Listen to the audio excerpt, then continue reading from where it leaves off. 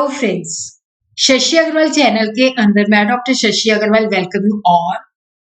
आज का जो हमारा सब्जेक्ट है कंपनी लॉ और we could say corporate legal framework, और जिसके अंदर we are going to understand the complete topic of article of association in one video, meaning, contents of article of association, doctrine of constructive notice, effect of article of association और article of association के अंदर हम किस तरह से alteration कर सकते हैं। अगर आपको मेरा ये एफर्ट सही लगता है तो please do like my video, इसको शेयर कीजिए, कमेंट कीजिए और मेरे चैनल शशि अग्रवाल को सब्सक्राइब कीजिए। First of all we should understand what is the meaning of article of association. Memorandum of association जो कि कंपनी का कॉन्स्टिट्यूशन है, आर्टिकल ऑफ एसोसिएशन जो है subordinate to the memorandum of association, that is the second most important document. जब हम company को incorporate करते हैं तो मेमोरेंडम ऑफ एसोसिएशन के साथ हम आर्टिकल ऑफ एसोसिएशन को भी फाइल करते हैं। आर्टिकल ऑफ एसोसिएशन जो है rules and regulation, by laws कि किस तरह से हम कंपनी के जो अफेयर्स हैं, कंपनी की इंटरनल रेगुलेशन के बारे में रूल्स एंड रेगुलेशंस होते हैं। और यहाँ पे जो मेमोरेंडम ऑफ एसोसिएशन जो कि कंपनी का कॉन्स्टिट्यूशन होता है, जो ऑब्जेक्टिव उसके अंदर मेंशन होते हैं, उनको हमने किस तरह से कैरी करना है, किस तरह से इम्प्लीमेंट करना है, वो सारे रूल्स एंड रेगुलेशन जो है आर्टिकल ऑफ एसोसिएशन के अंदर गिवन होते हैं। According to Section 2, Subsection 5 of the Company Act 2013, article means कि जो आर्टिकल जो भी कंपनी है, चाहे वो पब्लिक लिमिटेड कंपनी है, चाहे वो प्राइवेट लिमिटेड कंपनी है, उसके जो ओरिजिनली फ्रेम जो आर्टिकल्स हैं या कोई या जैसे प्रीवियस कंपनी लॉ या किसी भी एक्ट के अंदर, उनको हम समय समय पे ऑल्टर करते रहते हैं। आर्टिकल ऑफ एसोसिएशन जो है they contents the rules of the internal management और they are subordinate to the memorandum of association. तो आर्टिकल ऑफ एसोसिएशन जो है they contain the rules and regulation of the company. Article of association they are framed for the purpose of internal management of the company. तो इसमें बताया जाता है कि जो कंपनी का बिजनेस है उस क्या मोड्स है, क्या मैनर्स हैं। ये मेंबर्स की राइट्स एंड ड्यूटीज के बारे में बताते हैं। ऑफिसर और डायरेक्टर्स की पावर्स क्या हैं, लिमिटेशंस क्या हैं, ड्यूटीज क्या हैं, और कंपनी के मेंबर में रिलेशन क्या है। और उसी तरह जो मेंबर्स का आपस में है, determine the relationship among the share holder themselves. Subordinate to the memorandum of association. देखो यहाँ पे जो आर्टिकल ऑफ एसोसिएशन है that is subordinate to the memorandum of association. तो ये मेमोरेंडम ऑफ एसोसिएशन के बाहर नहीं जा सकता। मेमोरेंडम ऑफ एसोसिएशन जो है that is the constitution of the company, company उसके बाहर नहीं जा सकती। ये फंडामेंटल कंडीशंस बताता है जिसके ऊपर कंपनी जो है इनकॉर्पोरेटेड होती है। आर्टिकल जो है कोई भी ऐसा एक्ट ऑथराइज नहीं करता जो कंपनी एक्ट की प्रोविजन या मेमोरेंडम ऑफ एसोसिएशन के अगेंस्ट जाता हो। अगर कोई भी ऐसा एक्ट कंपनी एक्ट के अगेंस्ट है या मेमोरेंडम से बाहर है तो वो नल एंड वॉइड होता है।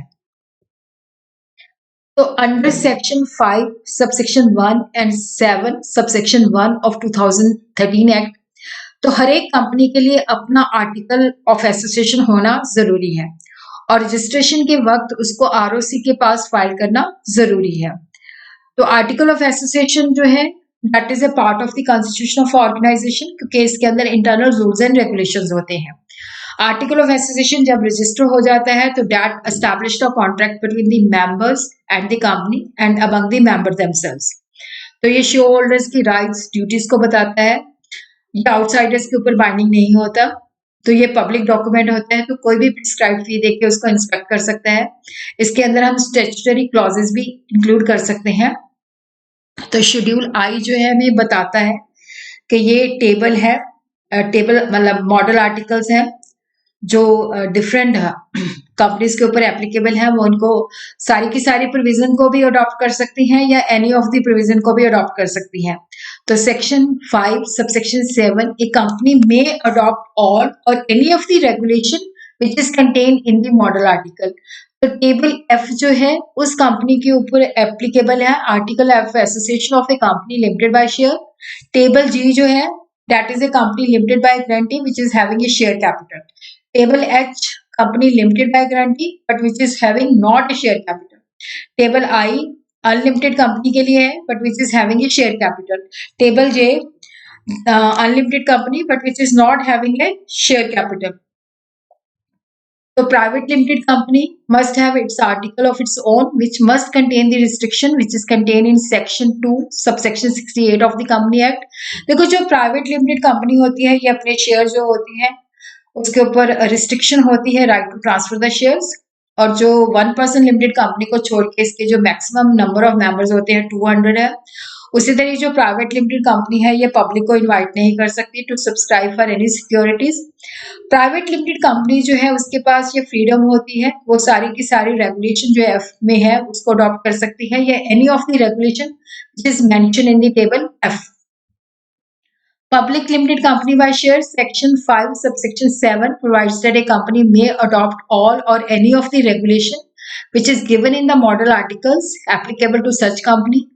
एक कंपनी जो है देखो वो अपना आर्टिकल ऑफ एसोसिएशन भी फ्रेम कर सकती है उसको रजिस्टर करवा सकती है या जो टेबल एफ के अंदर रेगुलेशंस हैं उन सारी को अप्लाई कर सकती है या any of the regulation. Printing and signing of the article of association under section 7 subsection 1 and A. देखो article of association must be printed, it should be divided into paragraph और ये numbered consecutively है। Every subscriber to the memorandum के द्वारा sign होना चाहिए और यहाँ पे जो सिग्नेचर है they should be मतलब within the presence of at least one witness। और जो article of association है वो could be printed on the computer laser printer। Article जो है हमें रूल्स एंड रेगुलेशंस के बारे में बताता है। Section 5 of the company act 2013 provide it contains the regulation for the management of the company और ये कुछ मैटर जो होते हैं जिनको उनको भी डिस्क्लोज करता है। इसके अंदर इंट्रेंचमेंट की प्रोविजन भी हो सकती है। ये कुछ स्पेसिफिक प्रोविजन जो है उसकी जो कंडीशन या प्रोसीजर को ज्यादा रिस्ट्रिक्टिव बना सकता है। तो जो इंट्रेंचमेंट की प्रोविजन होती हैं इनको या तो जब कंपनी फॉर्म होती है उस वक्त इंक्लूड किया जाता है या आर्टिकल ऑफ एसोसिएशन को अमेंड करके। अगर प्राइवेट लिमिटेड कंपनी के आर्टिकल्स में इंट्रेंचमेंट की प्रोविजन डालनी है तो it should be consented by all the members और अगर ये पब्लिक लिमिटेड कंपनी है तो वहां पे special resolution. Articles of the company shall be in respective form specified in table F, J, H, I, J in schedule I जो मैंने आपको बता ही दिया है। कंपनी जो है जो भी उसके ऊपर मॉडल आर्टिकल एप्लीकेबल है वो सारी की सारी प्रोविजन अडॉप्ट कर सकते हैं या एनी ऑफ द रेगुलेशन। और उसी तरह अगर कोई प्रीवियस कंपनी लॉ के अंदर कंपनी रजिस्टर्ड है तो इस सेक्शन के अंदर जो बताया गया है वो अप्लाई नहीं करता, वो तभी अप्लाई करेगा अगर इस सेक्शन के अंदर उसको अमेंड किया गया है। देखो कंटेंट्स या components of the article of association is a very important question. Article of association contains the rules and regulations for the internal management of the company. तो उसके अंदर ये रूल्स इन इश्यूज के बारे में होते हैं कि किस तरह से प्रिलिमिनरी कॉन्ट्रैक्ट को अडॉप्ट करना है, number and value of the share determination के लिए किस तरह से शेयर को अलॉट करना है, किस तरह से कॉल्स मंगवानी है, किस तरह से शेयर के ऊपर लियन हो सकता है, transfer and transmission, forfeiture of the share, alteration of capital और शेयर को स्टॉक में किस तरह से कन्वर्ट करना है, वोटिंग राइट्स एंड प्रॉक्सीज के बारे में, meetings, board meeting, general meeting, extraordinary general meeting, directors और इनकी appointment, boring powers, dividend and reserve, accounts and audit and binding up. तो नेम ऑफ द कंपनी, जो इंपॉर्टेंट टर्म्स एंड फ्रेजेस है उसके बारे में इंफॉर्मेशन होती है और जो डिफरेंट क्लासेस ऑफ शेयर्स होती हैं उनकी शेयर कैपिटल और what are the various rights attached to them. Shares के ऊपर लियन किस तरह से एक्सरसाइज किया जा सकता है, कॉल ऑन शेयर किस तरह से मंगवाई जाएंगी, ट्रांसफर और ट्रांसमिशन का प्रोसीजर क्या है, शेयर को फॉरफीचर हमने कब करना है, किस तरह का प्रोसीजर अडॉप्ट करना है, कैपिटल को किस तरह से ऑल्टर करना है, प्रॉफिट्स को हम कब कैपिटलाइज कर सकते हैं, buy back of shares, general meeting कैसे कन्वीन की जाएंगी, मीटिंग कब अडजर्न होगी, वोटिंग राइट्स क्या है, प्रॉक्सी को किस तरह से अपॉइंट कर सकते हैं, प्रॉक्सी के क्या राइट्स होंगे, board of directors, proceeding of the board, chief executive officer, manager, company secretary और चीफ फाइनेंशियल ऑफिसर को किस तरह से हमने अपॉइंट करना है, common seal of the company, dividend and reserve and capitalization of the profits, accounts and audit के बारे में rules and regulations, winding up of the company. तो सेक्शन 10 हमें बताता है कि subject to the provision of this act, जब article of association and memorandum register हो जाते हैं तो वो कंपनी के ऊपर भी बाइंडिंग होती है, मेंबर्स के ऊपर भी बाइंडिंग होती है। और जो भी मेंबर्स ने कोई पैसा कंपनी को देना है तो वो डेट होता है जब आर्टिकल ऑफ एसोसिएशन रजिस्टर हो जाता है। तो alteration of article of association under section 14, a company has the statutory right to alter its article of association. Company के पास ये statutory right है जिसके द्वारा आर्टिकल ऑफ एसोसिएशन को वो अमेंड कर सकती है। अगर कोई ऐसी रेगुलेशन जिसके द्वारा इस राइट को डिप्राइव किया जाता है तो वो वॉइड होती है, इनवैलिड होती है, इनइफेक्टिव होती है। जैसे आर्टिकल्स के अंदर प्रोविजन डाल दी गई कि कोई भी आर्टिकल की परमिशन जो है एक ही कंसेंट के बिना नहीं होगी, तो it is contrary to the provision of the Company Act or it is null and void. उसी तरह एक company can not replace it's article, सिर्फ जो इसके अंदर रेगुलेशंस होती हैं उसको जो है अमेंड किया जा सकता है। ऑल्ट्रेशन का जो प्रोसीजर है, स्पेशल रेजोल्यूशन पास करना पड़ता है, तो विद इन 30 डेज जो है स्पेशल रेजोल्यूशन की कॉपी जो होती है रजिस्ट्रार के पास फाइल करनी पड़ती है। Every alteration which is made in memorandum of association और article of association shall be noted in every copy of memorandum of association और आर्टिकल ऑफ एसोसिएशन। अगर डिफॉल्ट किया जाता है तो penalty of 1000 rupee for every copy of memorandum of association और article of association which is issued without such amendments.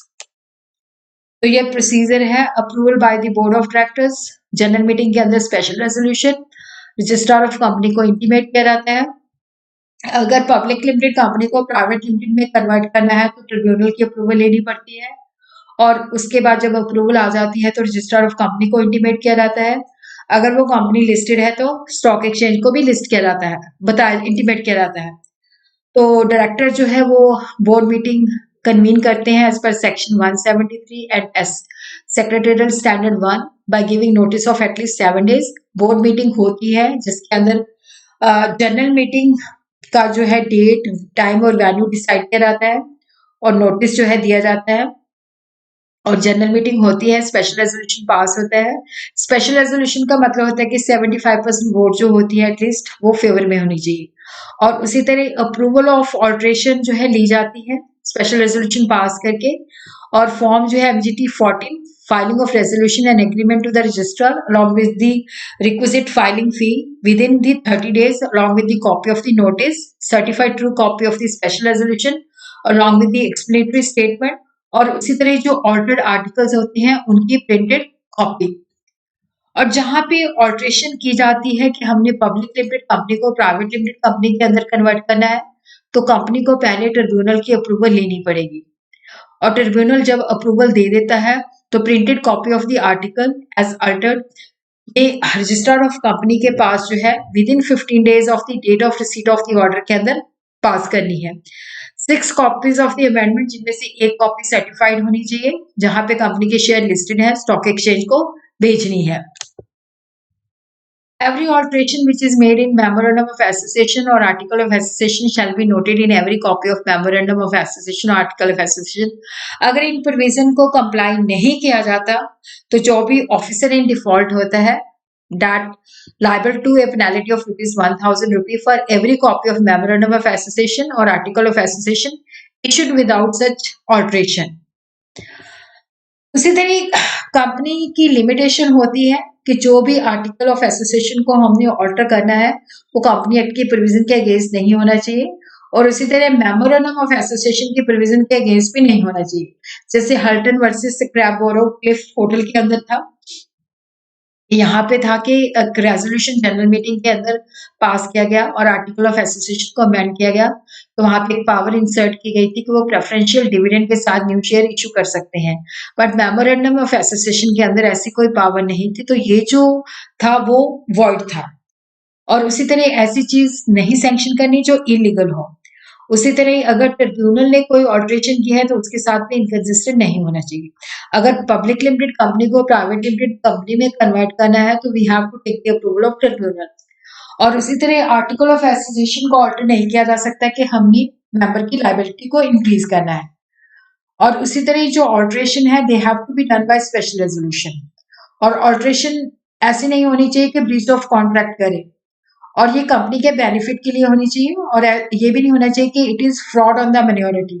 और ये भी नहीं है कि बैक डेट से ऑल्ट्रेशन एप्लीकेबल है। आर्टिकल के अंदर ऐसी प्रोविजन नहीं हो सकती कि इसको ऑल्टर नहीं किया जा सकता। Binding effect of the memorandum of association and article of association, members to the company और the company to the members, और मेंबर्स का मेंबर के साथ और कंपनी का आउटसाइडर्स के साथ, जिसको हम वन बाय वन करके we are going to understand. तो मेंबर्स टू द कंपनी, देखो जब memorandum of article of association register हो जाते हैं तो वो कंपनी और एवरी मेंबर के बीच में कॉन्ट्रैक्ट को एस्टेब्लिश करते हैं। जो भी मेंबर है, every member of the company is bound to observe the various provision of the article of association. और अगर वो नहीं मानता तो कंपनी इन्फोर्स कर सकती है।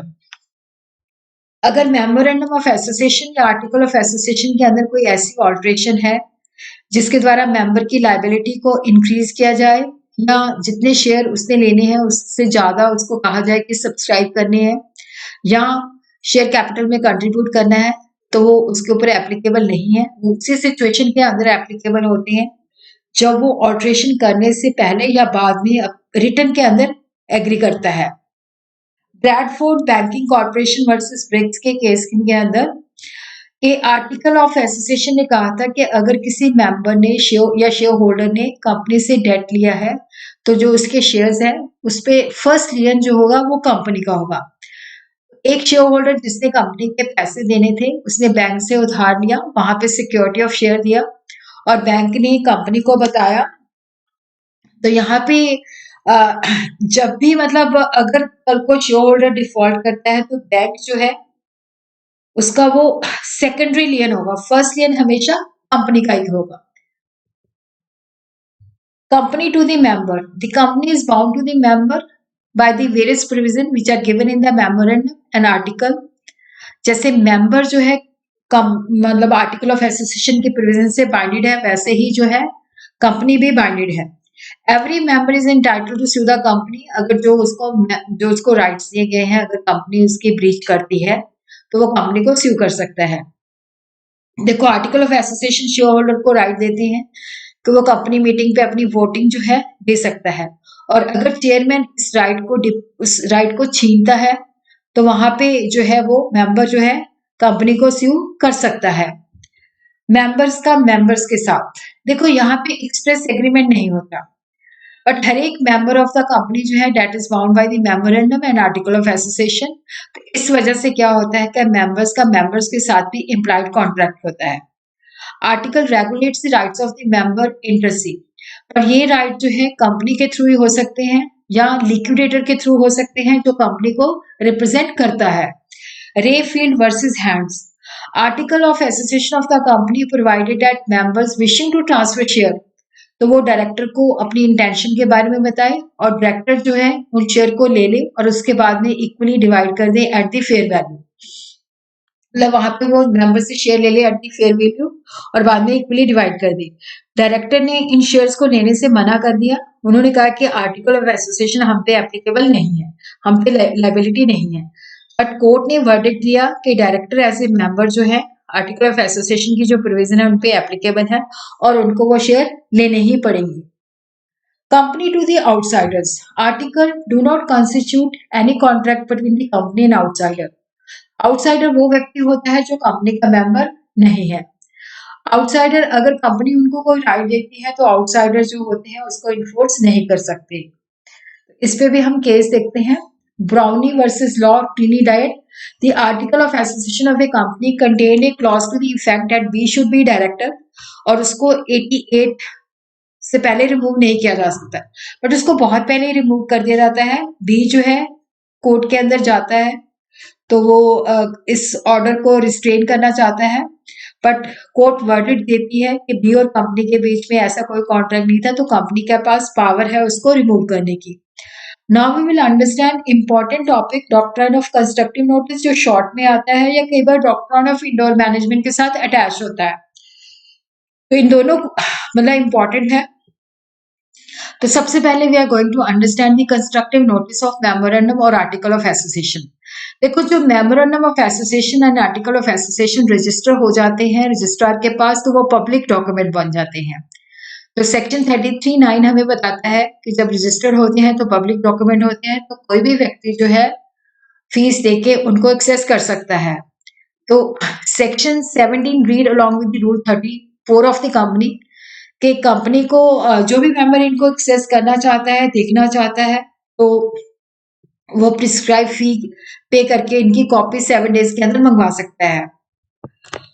तो यहाँ पे हम देखते हैं कि एवरी आउटसाइडर जो कंपनी के साथ डील करता है, उसको मेमोरेंडम और आर्टिकल ऑफ एसोसिएशन के अंदर जो चीजें हैं उसके बारे में नॉलेज होनी चाहिए, जिसको हम constructive notice of the memorandum and article of association कहते हैं।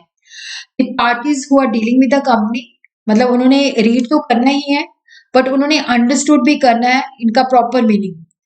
जब पर्सन कंपनी के साथ डील करता है, जो मेमोरेंडम ऑफ एसोसिएशन और आर्टिकल ऑफ एसोसिएशन की प्रोविजन के अनकंसिस्टेंट है, behind the scope of the power of company है, तो वो कंपनी को सू नहीं कर सकता। तो कंस्ट्रक्टिव नोटिस जो है वो कंपनी को आउटसाइडर से बचाता है। कोटला वेंकटेश स्वामी वर्सेस राममूर्ति के केस में आर्टिकल ऑफ एसोसिएशन ने मेंशन किया था कि जितने भी डीड्स और इम्पोर्टेंट डॉक्यूमेंट है वो मैनेजिंग डायरेक्टर, सेक्रेटरी और वर्किंग डायरेक्टर के द्वारा साइन होनी चाहिए। प्लेंटिफ ने डीड्स जो है एक्सेप्ट की, it was only signed by the secretary and working director, not by the managing director. तो यहाँ पे कोर्ट ने ये वर्डिक्ट दिया कि डॉक्ट्राइन ऑफ कंस्ट्रक्टिव नोटिस यहाँ पे एप्लीकेबल है। तो ये जो डीड है दैट इज नॉट जो है बाइंड, कंपनी को बाइंड नहीं करती। Now we will understand the doctrine of indoor management, that is exception to the rule of constructive notice। कि जो आउटसाइडर्स हैं वो कंपनी के साथ डील करते हैं, हम लोग अज्यूम करते हैं कि they have read the memorandum of association and article of association. तो यहाँ पे जो आउटसाइडर्स हैं, अब चार दीवारी के अंदर क्या हो रहा है उनको इस बात की नॉलेज नहीं है कि जो इंटरनल प्रोसीडिंग है वो हुई है कि नहीं हुई है, इसके बारे में उनको नॉलेज नहीं होती। तो outsider is presume to know the constitution of company, article of association, but चार दीवारी के अंदर क्या हुआ है उसको इस बात की नॉलेज नहीं होती। तो यहाँ पे डॉक्ट्राइन ऑफ इंडोर मैनेजमेंट जो है आउटसाइडर्स को प्रोटेक्ट करता है, जहां पे डॉक्ट्राइन ऑफ कंस्ट्रक्टिव नोटिस जो है कंपनी को आउटसाइडर के अगेंस्ट प्रोटेक्ट करता है। तो doctrine of indoor management seeks to protect outsider against the company. तो Royal British Bank versus Turquand bank, तो article of association of a company ने कहा था कि डायरेक्टर जो है वो कंपनी के बिहाफ पे पैसा उधार ले सकते हैं, बट उसके लिए अगर आर्टिकल ऑफ एसोसिएशन जो है ऑथराइज करते हैं और वहां पे जनरल मीटिंग के अंदर मतलब शेयर होल्डर रेजोल्यूशन पास करके उनको ऑथराइजेशन देते हैं।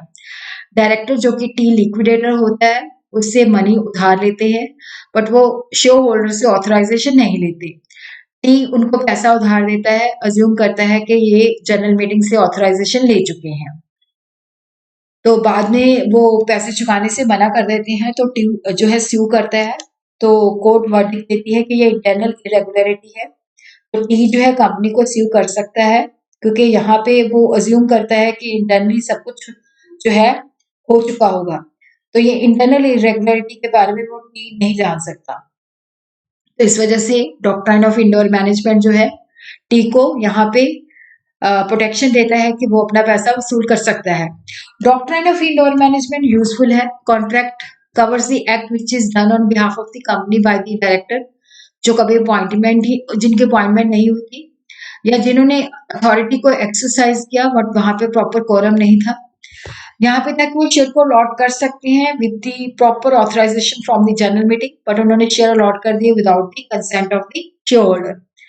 तो PV Damodar Reddy versus Indian national agencies limited, article of association of a company provided that the director could allot share only to the existing members, could not without the consent of the company in the general meeting।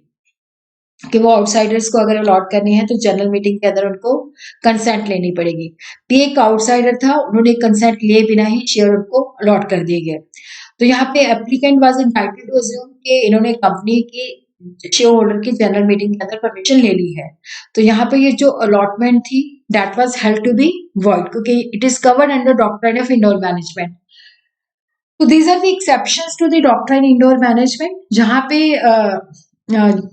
पे outsider को पता है कि there is a knowledge of irregularity, तो doctrine of indoor management की protection नहीं ले सकता।